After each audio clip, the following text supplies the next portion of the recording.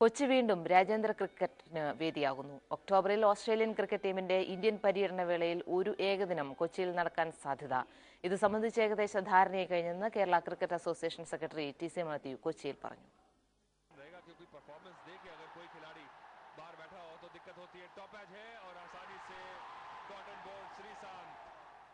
2007 അവസാനമായി കൊച്ചിയിൽ രാജ്യാന്തര ക്രിക്കറ്റ് മത്സരം നടന്നത്. ക്രിക്കറ്റ് അസോസിയേഷനുകൾക്ക് സ്വന്തമായി സ്റ്റേഡിയം വേണമെന്ന നിബന്ധന കഴിഞ്ഞ വർഷം മുതലാണ് BCCI നടപ്പിൽ വരുത്തിയത്. ഇതേ തുടർന്ന് കേരളം ഉൾപ്പെടെയുള്ള സംസ്ഥാനങ്ങൾക്ക് രാജ്യാന്തര ക്രിക്കറ്റ് മത്സരം നടത്താൻ കഴിയാതെ വന്നു. എന്നാൽ നിയമത്തിന് ചില ഭേദഗതികൾ BCCI വരുത്തിയതോടെ കേരളത്തിന് വീണ്ടും സാധ്യത തെളിഞ്ഞിരിക്കുകയാണ്.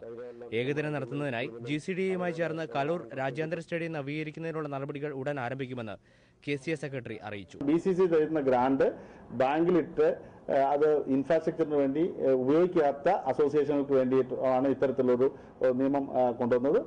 അത് നമ്മൾ ഉറപ്പ് നൽകി. നമ്മൾ അതിനു വേണ്ടിയിട്ടുള്ള പ്രോസസ് ഇനീഷ്യേറ്റ് ചെയ്തു. നമ്മൾ എടക്കൊച്ചിയിൽ 24 ഏക്കറോളം സ്ഥലം നമ്മൾ അക്വയർ ചെയ്ത് കഴിഞ്ഞു. അതിനു വേണ്ടിയിട്ട് നടപടികൾ നടത്തി എന്നുള്ളതുകൊണ്ട് നമുക്ക് ഈ നിബന്ധന, കാരണം സ്റ്റേഡിയം ഇല്ലാത്തവർക്ക് മാറ്റാൻ അലോട്ട് ചെയ്യില്ല എന്നുള്ള നിബന്ധന ഒരു വർഷത്തേക്ക് എക്സ്റ്റെൻഡ് ചെയ്തിട്ടുണ്ട്. എന്ന് പറഞ്ഞാൽ അത് 2010 വരെ മാത്രമേ ഉള്ളൂ. മോഹൻലാലിന്റെയും പ്രിയദർശന്റെയും നേതൃത്വത്തിൽ കേരളത്തിൽ ഒരു IPL ടീം ഉണ്ടാകാൻ സാധ്യതയുണ്ടെന്നും അതിന് പൂർണ്ണ പിന്തുണ നൽകുമെന്നും ടി.സി. മാത്യു പറഞ്ഞു. ഇടക്കൊച്ചിയിലെ രാജ്യാന്തര സ്റ്റേഡിയത്തിന്റെ നിർമ്മാണം മെയ്യിൽ ആരംഭിക്കും. ഇടക്കൊച്ചിയിൽ പുതിയ സ്റ്റേഡിയം ഉൾപ്പെടെയുള്ള കോംപ്ലക്സിന്റെ നിർമ്മാണത്തിനായുള്ള പ്രാരംഭ നടപടികൾ തുടങ്ങിയതായും KCA സെക്രട്ടറി അറിയിച്ചു. മനോരമ ന്യൂസ്.